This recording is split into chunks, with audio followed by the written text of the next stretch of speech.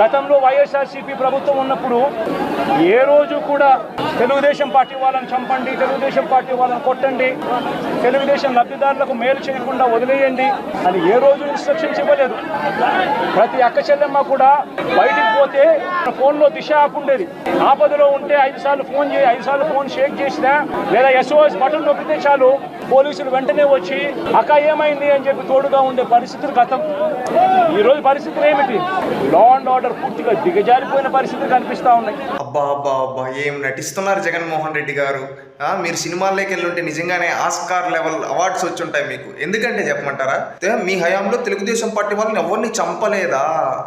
ఒక నందం సుబ్బయ్య, ఒక జల్లయ్య, ఒక చంద్రయ్య, ఈ విధంగా చెప్పుకుంటూ పోతే అనేక మంది బడుగు బలహీన వర్గాల తెలుగుదేశం పార్టీ కార్యకర్తలను, అదే విధంగా సామాన్యులైన ఓం ప్రతాప్, ఈ విధంగా లిస్టు